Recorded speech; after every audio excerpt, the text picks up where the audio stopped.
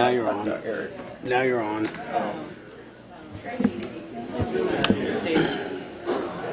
Good morning. We'll go ahead and call the Tippecanoe County Commissioners meeting to order. If you'll please join me for the Pledge of Allegiance. I pledge allegiance to the flag of the United States of America and to the republic for which it stands, one nation, under God, indivisible, with liberty and justice for all.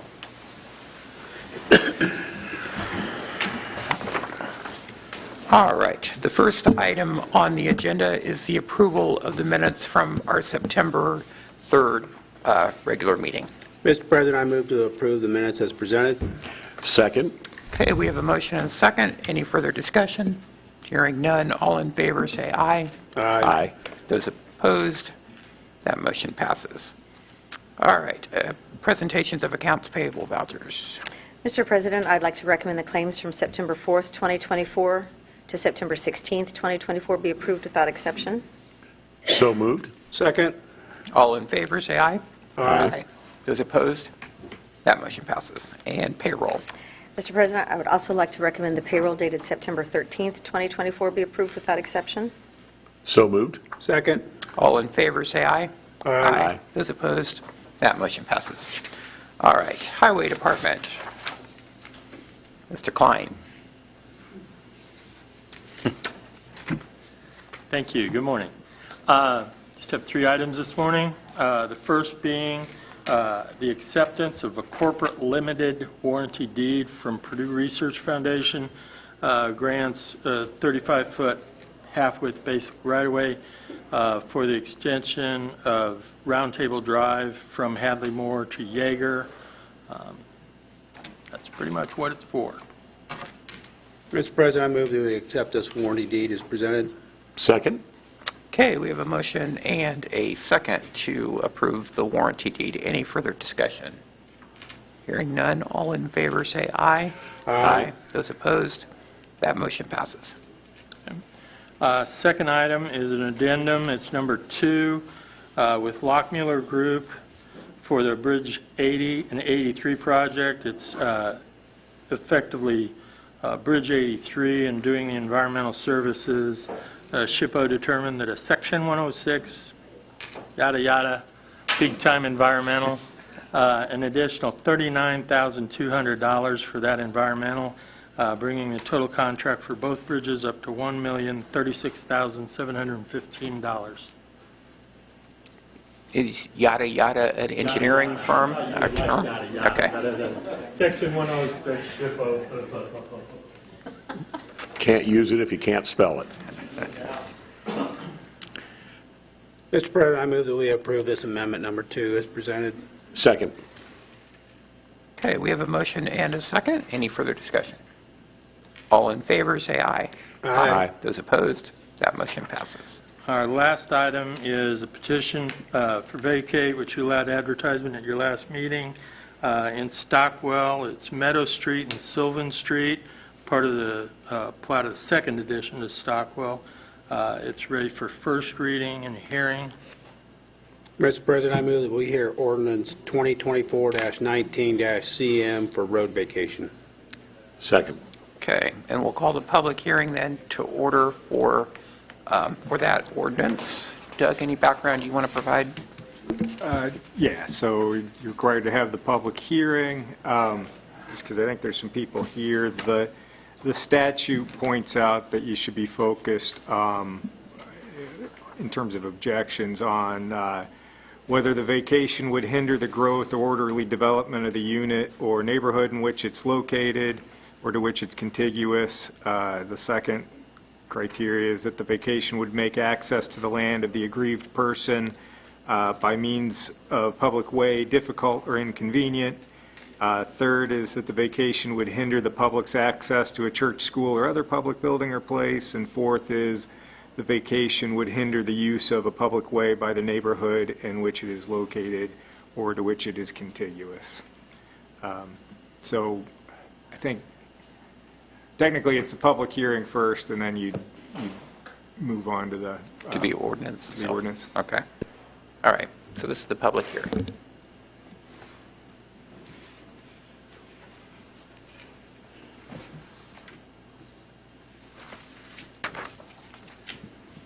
Hi, Commissioners. My name's Abby Neely. I brought Joe Bumbleberg with me in the back. I represent Larry Felix, who owns the parcels to the north and south of Sylvan Street, and Meadow Street runs along the west side of his property. He's owned these since 1989. He has 2 parcels to the north, 1 parcel to the south. Meadow Street and Sylvan Street have always been undeveloped, and we're unsure if anyone actually knows that they exist. I'm assuming Stockwell has no plan to improve it at this point. The streets are an impediment on Larry's title and have been for some time, and so our goal here is just to clear his title, give him that land back. The law typically states that roadways like this are supposed to be split between both, adjoining parcels.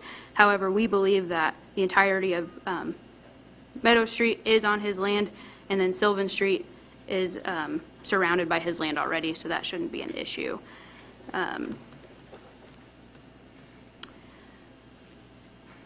Anyway, like I said, I think the goal is just to help his title moving forward, and we would ask that it be granted.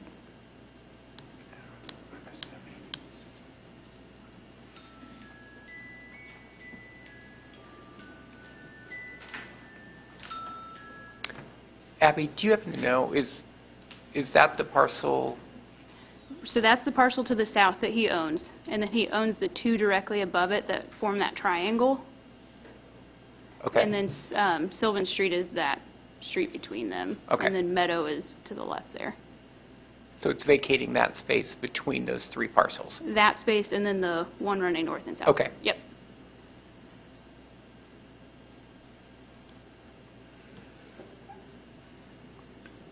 So by looking at the map, because you're saying normally when you vacate, half goes one way, half goes the other way.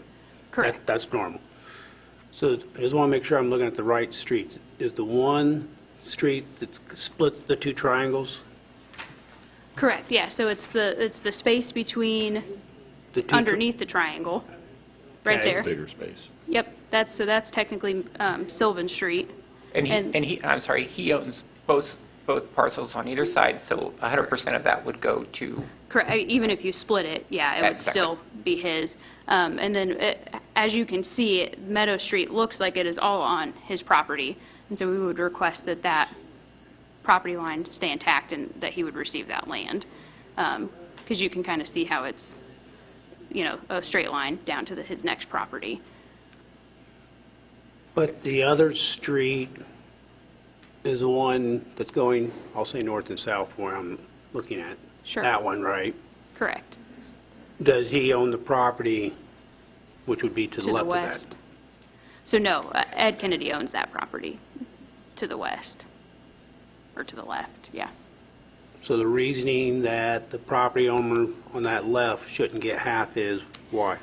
Was to keep that property line intact. As you can see, it looks like the whole road is on his property.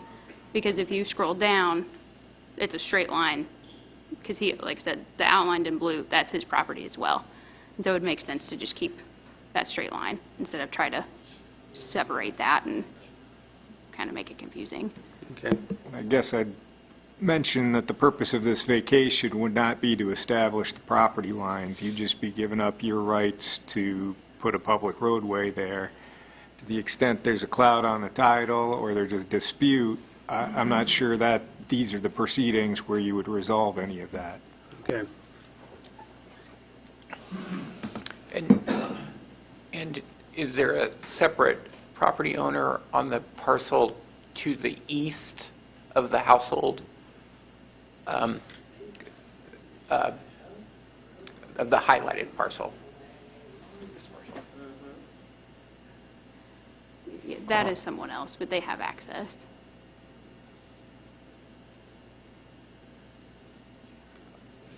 I guess I'm just asking there, then would half of the vacated area then? I mean, I would say potentially. I think he's just interested in dealing with what's on his property. Okay. None of that's developed. I think it's trees anyway.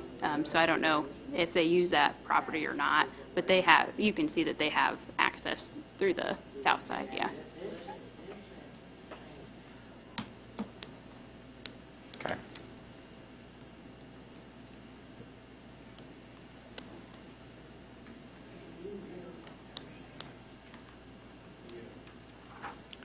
All right. And are there, do you have anything else that you'd want? Okay. Don't. Is there anyone else that would like to address? Hi, Jim Olds with Stewart and Brannigan. I represent Vern and Joan Miller. They are property owners. If you head north on the map at the terminus of Meadow Street, where it currently dead ends, and then that little, yes, that property there where you just were on the left, they own that. It is a landlocked piece of property that does not touch any public right-of-way. And as a practical matter, if you vacate the right-of-way, now they can have cooperation, but they do not have any other legal access, and if you remove the public right-of-way that abuts their land, then they're going to have a legal issue. They're going to have to establish legal access, so through recorded easements with cooperation from local property owners, which they don't necessarily have a right to compel, but they will have to get legal access to this piece of property if they ever attempt to transfer it or move it, because it will not be allowed to be recorded without documented legal access to that parcel. So that is the issue for Mr. and Mrs. Miller, is that if the public right-of-way is vacated, then the impetus is on them to go back and try to get agreements with surrounding landowners, some of which they have relationships with, some as family, but it still will impact that other ground, and they don't have necessarily a right to do any of that. So they were opposed to the vacation for that, because now that creates a burden on them to go out and establish that, incur the costs, get it surveyed, get an easement, and potentially pay or negotiate access back to either 800 or 900, depending on which direction you go. And your client is currently farming this property? Yes, the family farms this property. And then how do they access it? Well, currently they have, so Joan and her brother, Joan and Miller and Ed Kennedy, they own the property on the west side of the school that wraps around, and then the property across the abandoned railroad right-of-way to the east is owned by Joan's brother, Ed. They do not have a legal established right to cross over the railroad right-of-way. That's what they did for a long time when the railroad was still there. They had a crossing that was in place, but since that railroad right-of-way has been vacated, they don't have a legal right to access it. They have a practical way of doing it, but they could be stopped at this point. So that's their opposition. Any questions on? Can you zoom out?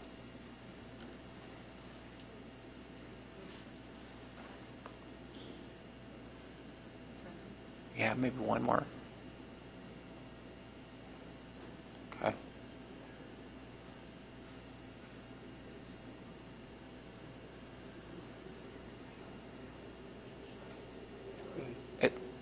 Okay.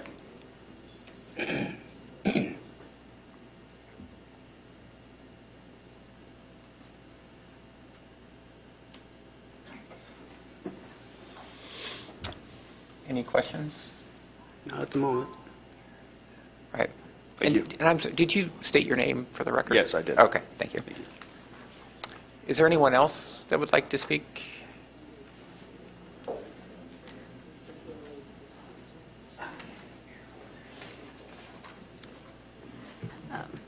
It's Abby Neely again. Our contention is that Ed Kennedy, which is Joan's brother, owns the land that butts up to 800 and 900. And so we believe that they would have kind of two access points through familial land. I think right now that they are probably going either over that railroad track or through this property to the southwest. My client contends that they have not used Meadow Street in approximately 10 to 20 years. And so we believe that since this came up, they're, I think, trying to do this now. However, it's not been something that they've been using in recent history. And we believe that, if anything, they could gain access through Ed's land. Like I said, Joan is also a partial owner of that land to the south. And so we think that makes a lot more sense for them to do, just because my client really has nothing to do with them and purchase that land afterwards. And so, again, I don't think that is something that should hinder our request to vacate it at this time. Yeah, And you're referring to the L-shaped property? right. That's- Yeah, that large kind of, I think it's on the backside of the school. That's the Yes, school. Yeah. okay, that is the school. Yeah, so Okay, that has yep. access to 900 and then obviously shares the boundary to the south, but then they also own stuff to the north. And we think something along, they would have to go along there, I think, at some point anyway, to even use Meadow Street. Or I think they actually own the plot directly south of the highlighted one as well. I think either way, they're going to be using their property already, so I'd say let's keep it there. And then, like I said, let us clear our title a bit. Before you jump up again, this gentleman's tried to get up about 4 times already, so if you really don't mind. Of course.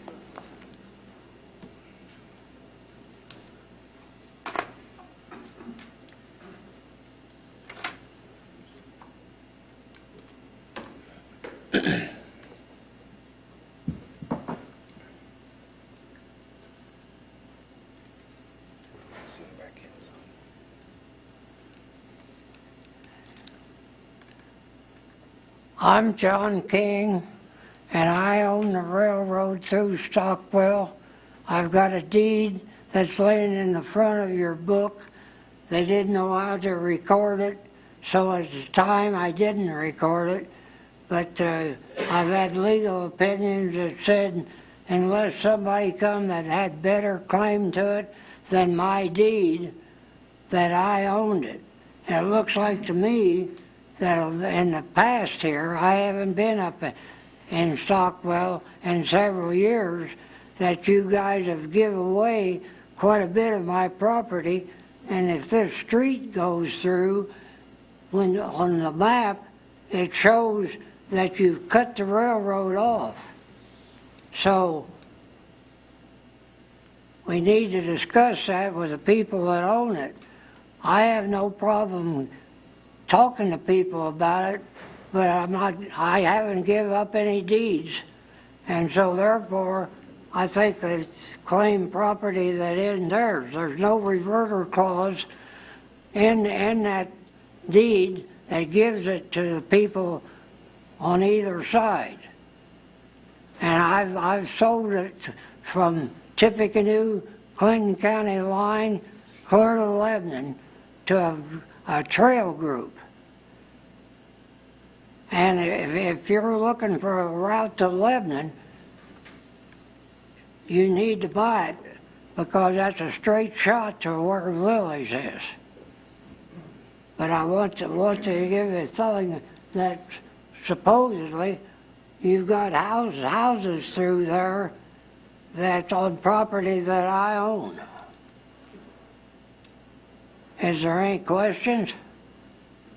Not at the moment. I can't hear you anyway. Good. Yeah, I don't, thank you very much for being here. I don't, there's no discussion about building a road on this property. It's just the question is whether the area that was designated for a road will be vacated.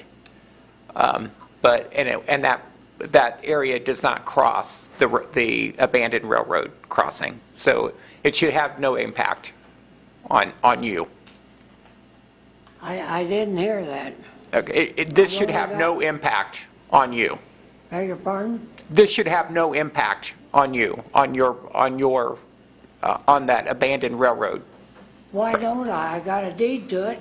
No, this doesn't impact that area. We're just talking about these two streets? This property here, Felix, Yeah, are you representing him? I do, but we're just talking about these two streets, nothing to do with yours. We're not building a road. We're just. I know, but according to this map here, when they took that, they cut the railroad and the lines were gone. Well, we're not changing anything. I know, that's what Mr. Felix said. that he wasn't claiming it. Right. But I want on the record that I'm not giving it to the town either. Okay. I think that's fair. All right.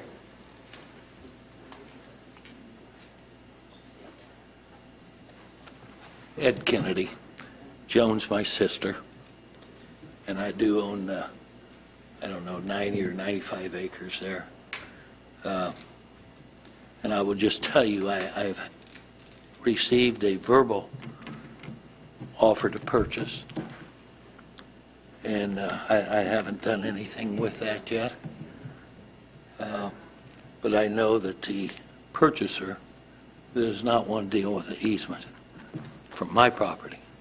Now, obviously, I'm not going to shut Joan off from using it, but I don't know how long I've got to be around and how long I'll own the property. So I'm opposed to the vacation, and I appreciate the time you've given me. Thank you.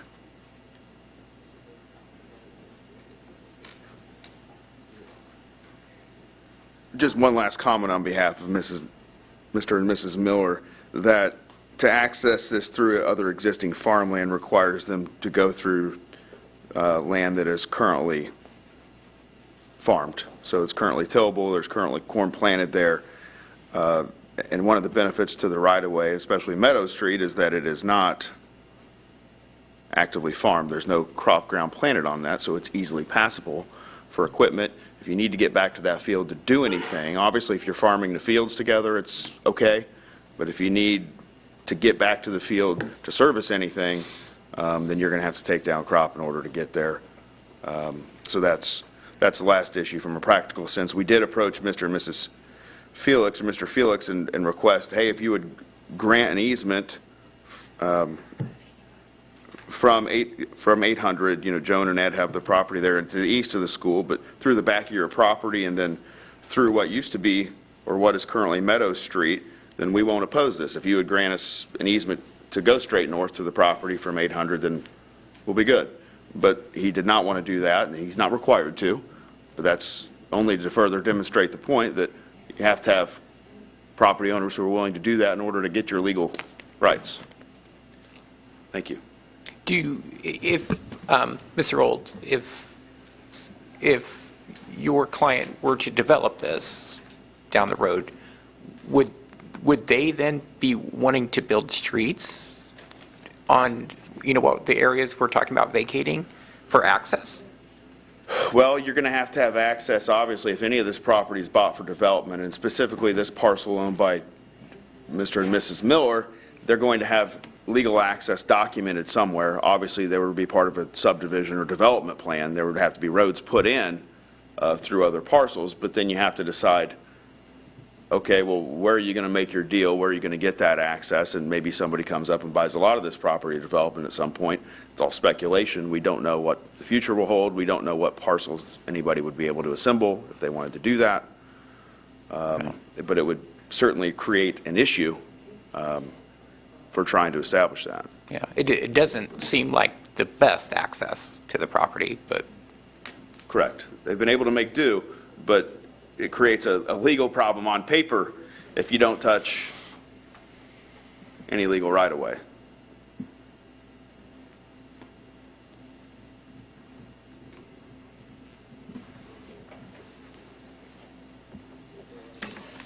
I also have some property that's on the other side of those tracks there. I'm sorry, can you state your name? Oh, yeah, Amber Holsclaw.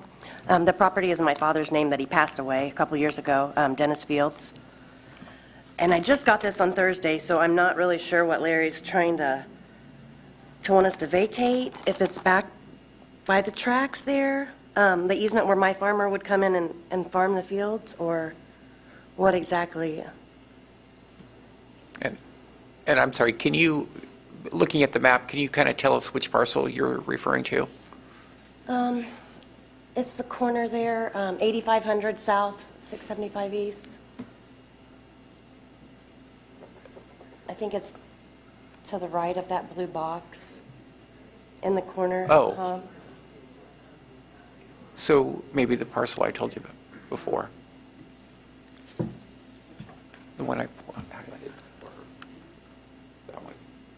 referring?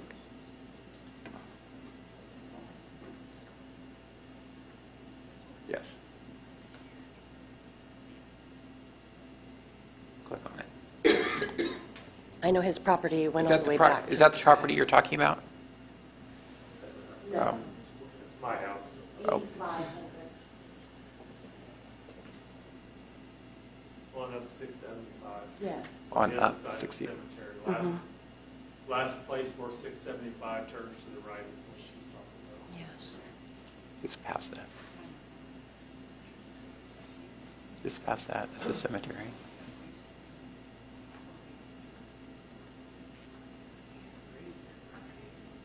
Look clear up towards, you see the field. Okay, now, right there on the right, on the left, I'm sorry, is the one she's talking about. Yes, right there.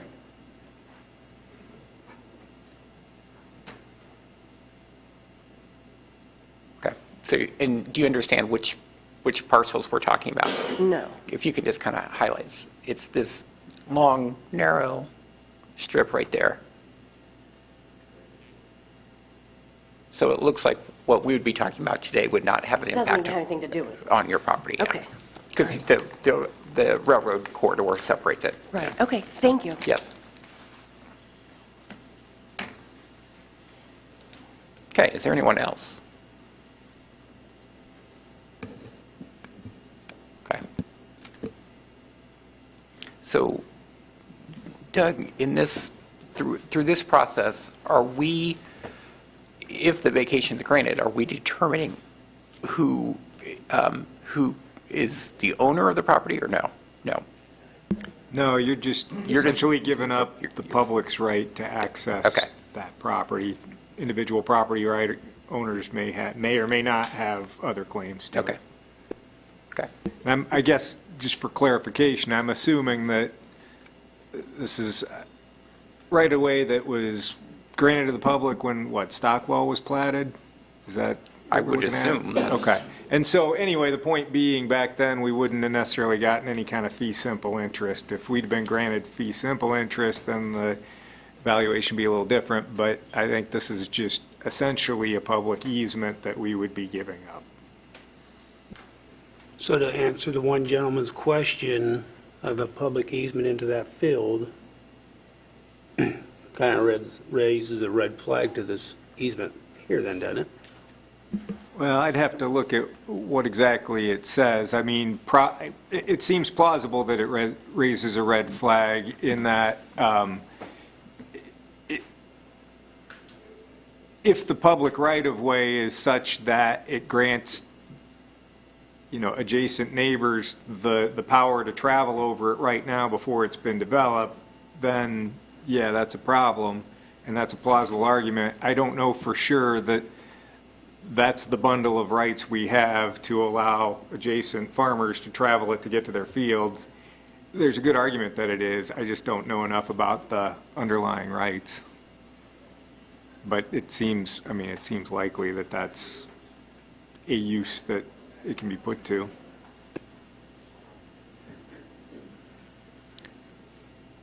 And I understand that there's been some communication between the two parties here. Ms. Neely, would your client be willing to sit down to a meeting with? We were contacted late last week, and so there wasn't a whole lot of time for discussion. I know he's not super willing to do it. Like I said, I think a long time ago they used to allow that, but like for the last 20 years they haven't. And I think, they're just asking, that he create an easement for no other value to allow that to happen when we feel like that there's these other ties that, because they're still going to have to go through either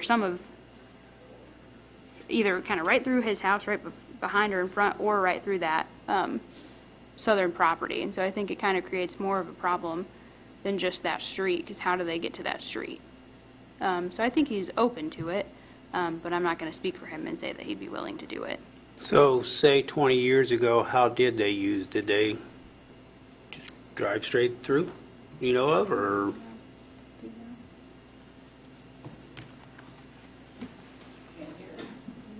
So at one point, the Everhard property, they would travel just south of the street there and travel around the woods up the railroad right-of-way to access that property. The Everhards have blocked that access to the northwest corner of their property, not allowed them to use it going that way.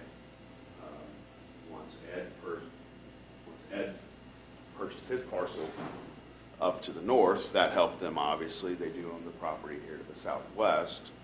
Depending on how you're farming and how you're actually getting there, again, the argument is the legal issue it creates on paper. Vern? I might be better able to answer your question, but I can't hear you, so that's the reason I'm coming up closer. I can hear you. Oh, I don't know that I asked a question. Did Well, you ask? the one question I asked is, 20 years ago, supposedly somebody was using that as an easement to get to their field, correct? I drove over the property straight from 900 straight back to my property. Okay. But So Larry, you're recorded. Go ahead. Larry asked me not to run on the property about 5 years ago, or 6 years or more ago. So I quit running on the property as he asked me to. I have an easement, or I had an easement, down the railroad track from my property, south along the railroad track, to where the woods is. There's a gravel pit in the woods. They give me an easement around the gravel pit and back to the railroad track and then to the road, which was acceptable. Now, Larry built a house for his daughter at the corner of the property. And Larry's daughter was killed in an automobile accident at 25 and 800 a few years back. And I don't know exactly the details of the property, but anyway, it was up for sale. Larry thought he was going to buy it, but the other person came in and bought the property before he knew what was going on, I guess.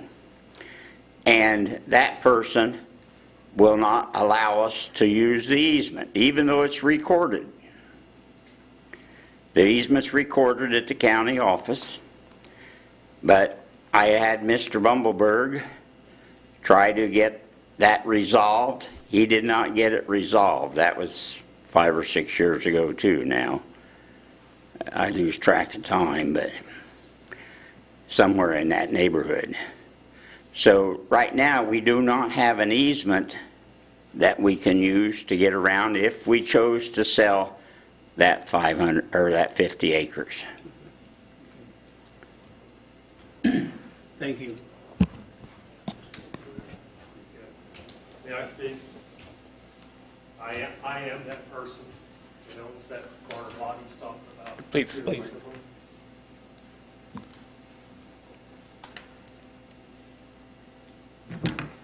My name is Ed Everhart, and I reside at 8736 South 675 East. I have that 2-acre lot that used to be owned by Larry's daughter now, have for the past 12 years or so. And I was requested first by Mr. Miller's son, saw my wife, and she felt very intimidated by that conversation. His son then talked to me, and I did talk to Mr. Miller on the phone at one time. And my point is, I've been up here and I've researched my deed and so forth, and the county's told me that there was that easement never got carried over to the deed for my 2-acre property. And when I bought that property, it was free of any easements or encumbrances, etc. So it's nothing recorded on my deed. There was a recording on a farmer named Hessler that used to own that property back before Larry ever owned it. And him and the Millers had an easement, and it did lay out going through my backyard all the way up to the woods, and then turning around the woods and then going up to the edge of the railroad track and going back. That was a recorded easement on the sale between Mr. Hessler and Mr. Miller, based on my research here in this building. So it didn't go to my property. So, when they approached me and the way they did and everything else, intimidating, I backed off and said, you're going to have to take it through legal matters because I don't have that easement. And it also said on Hessler's deed and Miller's, it said that easement was subject to being changed. It could be, another easement could be granted. Now, I felt even if I was held legally responsible for something that's not on my deed, and I didn't know when I bought the place, and they come up saying they were going to run through gardens and over buildings and everything else that had to be out of the way, that had been there before I bought the property, the way they did, I wasn't willing to work with them. They could come up Mulberry Street. Now, you don't take care of Mulberry Street. It hasn't been vacated yet. I'd let them come up my portion of Mulberry Street, which I figured the first portion of it is mine from a maintenance standpoint, and I brought crushed stone and stuff in and maintained it. At that point, there's other ways that we could get him over there. And But I'm sorry. this has nothing to do with the streets that Larry's asking to vacate. Sylvian Street runs up across the back of my property. And I'm sorry, where is Mulberry Street? Is it a, If you give me a pointer, I can help, or is there some way I can? just to the, oh,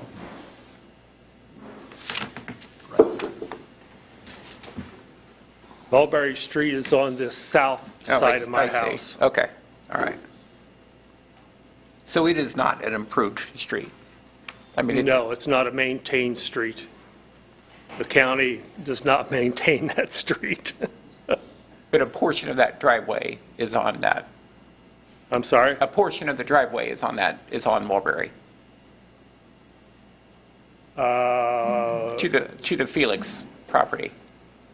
Yeah, Yeah, mine too. That's Mulberry Street is how we. Oh, I see. Okay. We access our properties. Yeah, okay. But even though it's Mulberry Street on the maps, it's not got a street sign there and it's not maintained by the county. Right. A few potholes could be fixed again. It's only been about 3-4 years since I had stone hauled in, but.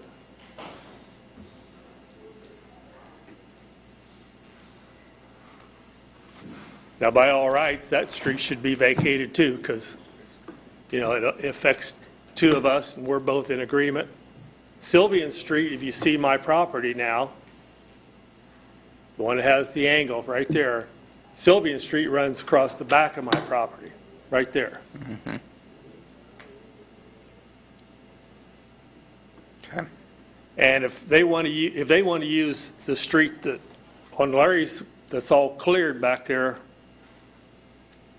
by the grass strip, they're going to have to go, if they want to use public right-of-way to get there, that means that they'd have to use Sylvian Street. You can't get through there, it's woods. Sylvian Street's a woods. You can't drive through there. I try and mow some of the high weeds down, and I can't even hardly get my 50-inch mower through some of those trees to mow some of the weeds down a ways back. And that's just so all the weed seed doesn't come over in my yard.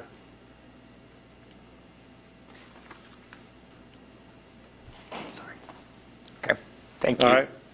Thank you. And that's why I denied access. But, if you're doing one street, those two streets go together, or you can't get to the other street anyway. And there was an access or alternate on the original deed to Hessler. But I'm just saying that didn't carry over to mine. So I didn't deny something that I felt he had a right to. I'm willing to go to court and let somebody establish that he has a right to go over my property, when I have a right to give him alternate means too. And certainly intimidation's not the way to do it, to sit down and talk to somebody about something like that. Thank you. Thank you. Any questions? Is there anyone else? Okay.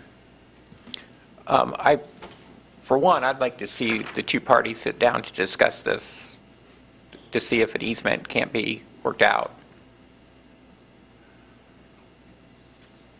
Any?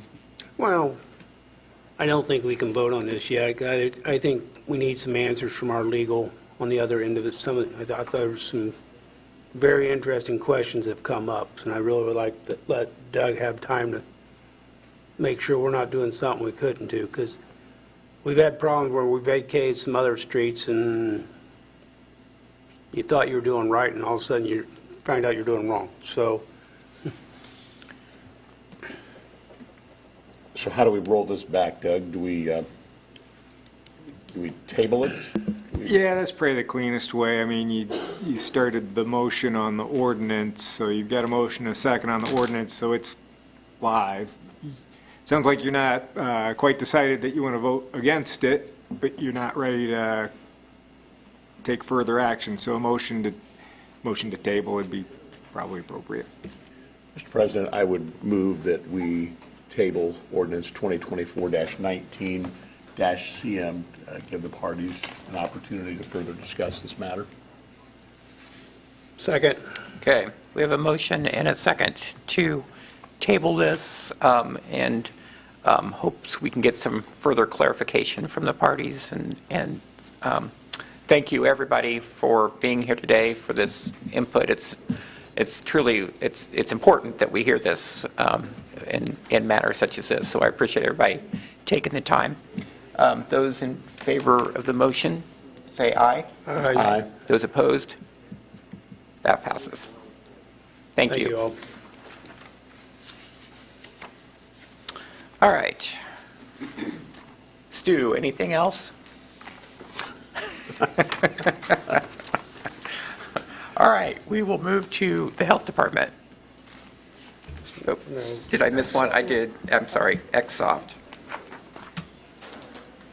So Jennifer and Yadira. Okay, so collectively, the county auditor, treasurer, and assessor are asking for permission to move forward with a contract with Xsoft for tax and assessment software. I have a brief presentation here, and we have some fellow staff, and I think Yadira is in the audience. As far as when we started talking about this, it was pretty quickly after Yadira and I took our respective offices. So April of 2023, began looking at options. I will say ahead of this that there are only a handful of tax and assessment software companies that are certified by the state of Indiana to provide this software to us. We saw some informal demonstrations. We visited a few counties. Last year in the budget process, we asked for $250,000 to start the project, and were awarded that within your EDIT budget. After doing more formal demos and requests for proposal, we saw 3 demonstrations and invited staff to also participate. And then looking at costs, came back to you with a request to complete the funding of an additional $550,000, which has been awarded in the EDIT budget for 2025. So these are the 3 demos that we saw and the cost comparisons. Lau and Associates is a very popular software company amongst auditors. I can tell you that over years of hearing about it. Their cost, if you look at the software for tax, in addition to needing a new CAMA software, which they don't have a complementary CAMA that goes along with their tax, was probably it is the most expensive option when you consider a startup cost of nearly $500,000 for Lao tax and then an additional $324 for Exsoft, which we know that the assessor has mentioned their preference for Exsoft, and that many assessors across the state utilize and like the Exsoft's CAMA system. Guts was another vendor that we looked at closely. Their costs were the lowest. However, when we looked at this, particularly with staff involved, we felt like this one was the most similar to what we currently have. And what we currently have, we put in place in 2008. So even though this is my third conversion that I'll be working on this year, this particular software is the oldest that we would be replacing. Exsoft costs middle of the road. You can see there what they would charge for the tax and CAMA, and then annual maintenance for each of those. If we look at annual maintenance, currently what we have been paying, and then what has been proposed with Exsoft for the next 5 years, we would see likely, we don't have our 2024 renewal for annual support yet, but likely we would see a reduction in year one of the annual maintenance costs, and then have guaranteed 5-year maintenance costs stable with no increase, and then 5% cap after that. So why Exsoft CAMA system? It's a user-friendly application. Again, you can see in the darker red all of the counties that are using Exsoft for their CAMA systems. 79 of the 92 counties providing service since 2006 in this area.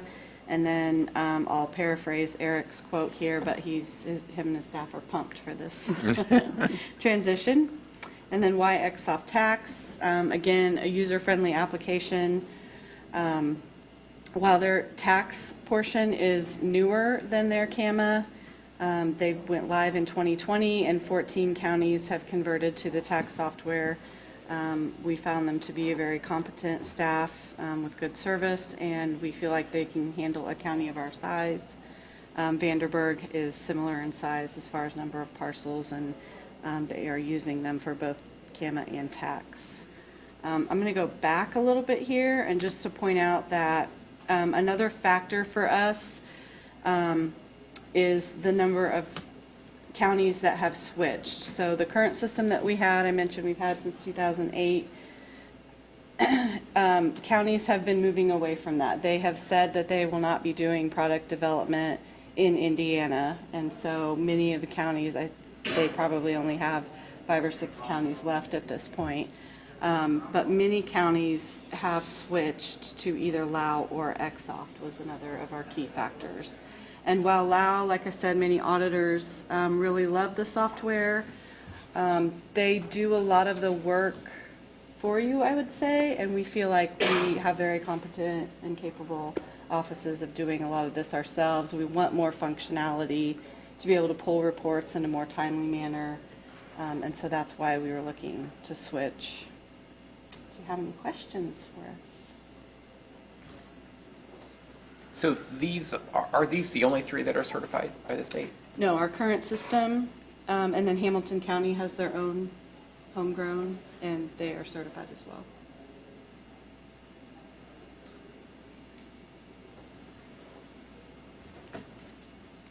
Okay. And doing the switch, we have 3 departments that can sing Kumbaya and be happy, and everything's going to cross and work back and forth, and Yeah, our staff's here to support us, Assessor and Dawn, my chief deputy, and I think Teresa's back there, and we're all excited for Exsoft. We think that they're going to be able to work with us. They have great service. They're competent. You know, I've been talking with them, and I'm excited for what this product can do for us and the reports that we'll be able to generate ourselves without having to have them call a software engineer and wait a couple days. So. Okay. Any further questions? No, sir. Mr. President, I move that we approve his contract with Exsoft as presented. Second. Okay, we have a motion and a second for the approval of the Exsoft contract. All in favor, say aye. Aye. Those opposed, that motion passes. Thank you. Thank you. Okay, now the Health Department.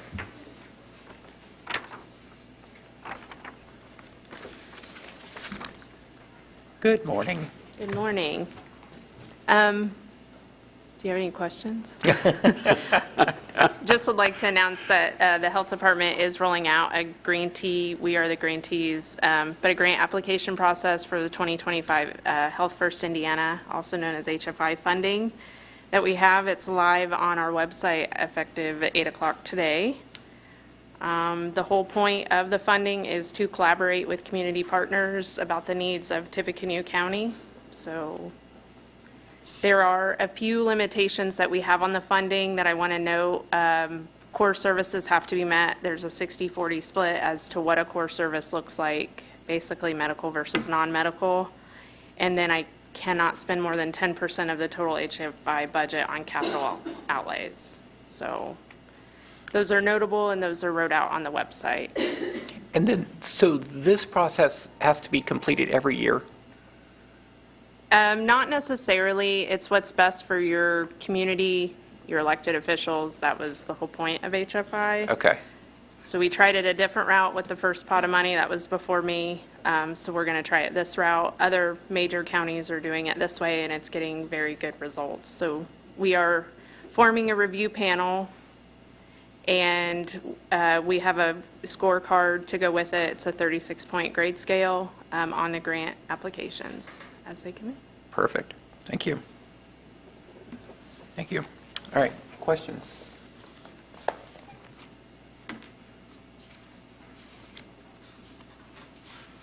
I'll entertain a motion. Mr. President, I'll move that we approve this 2025 Core Public Health Service Engagement Plan as presented. Second. All right. We have a motion and a second. Any further discussion? All in favor, say aye. Aye. Those opposed? That motion passes. Thank you. All right. Community corrections. Good morning. Good morning. I think we're about halfway there on this now. We have a resolution. And basically, I think the hang-up was the fact that because the dollar amount, RFP or RFQ was needed. So the resolution that we have today is, Doug, as I understand, is going to use WellSource as a qualified purchase agreement to give us a different way. Yeah, so Sourcewell. Sourcewell, I'm sorry. Yeah, the idea is that when one political subdivision has gone through a competitive process and set up their contract so that other political subdivisions can join in, then you don't have to go through that process yourself. You can just piggyback. And so that's been done in this Sourcewell instance, and so you can attach to that contract. And this resolution would basically give the president of the Board of Commissioners authority to enter into a contract substantially similar to what's set forth and under the Sourcewell terms. With that, I would move for adoption of Resolution 2024-25-CM authorizing the special purchasing method. Second. Okay, we have a motion and a second. All in favor, say aye. Just before you go forward, I think there's an idea to get the quote updated, so I think it's just probably good to have in the minutes that the quote that's attached to your actual resolution here is probably going to change a little bit.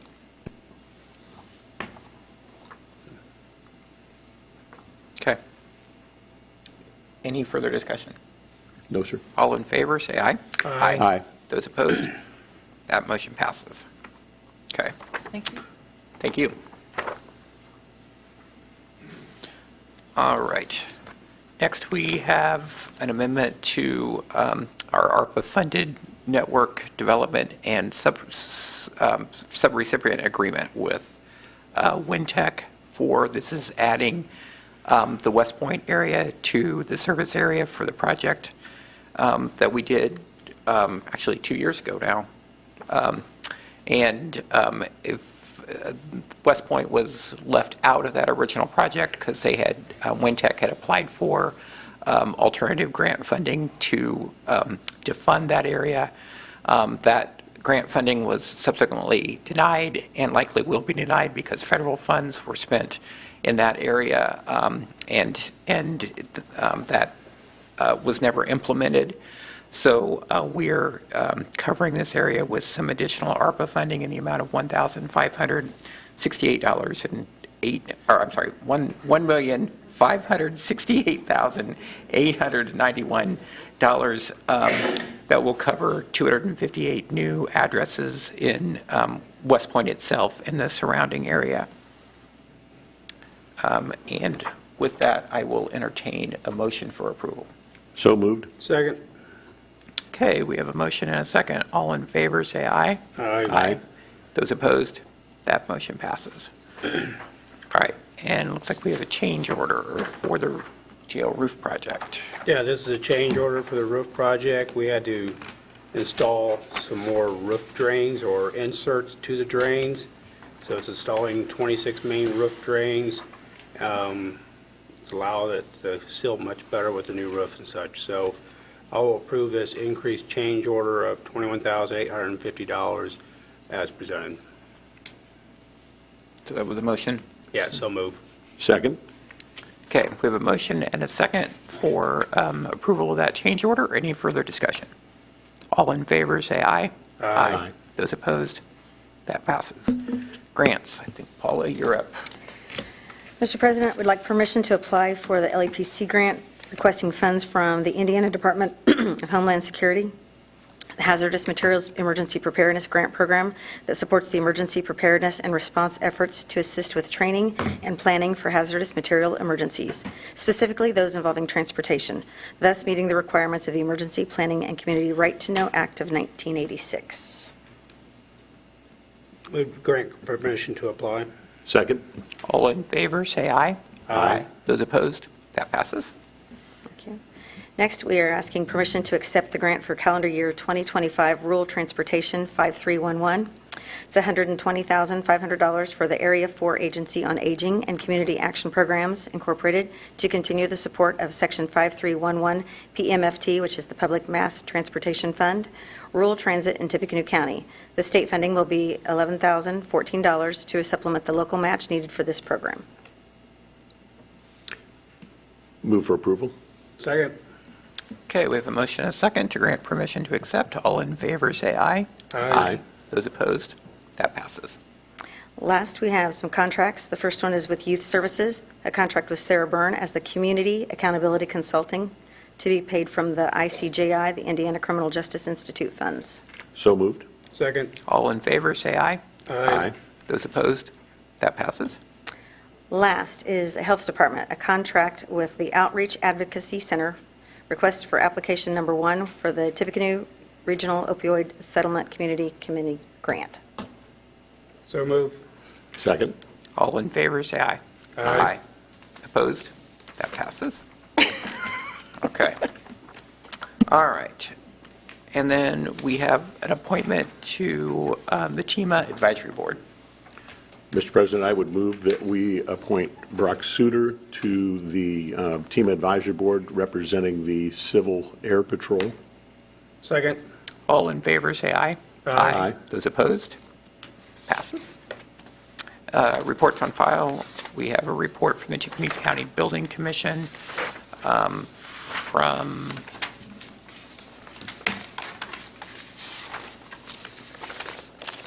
accounts payable, mail accounts payable and duplications. The coroner's office, the Tippecanoe County Public Library, and the Wabash River Heritage Corridor Commission. Those will be on file in the commissioner's office. All right. Any public comment? Move to adjourn. We are adjourned.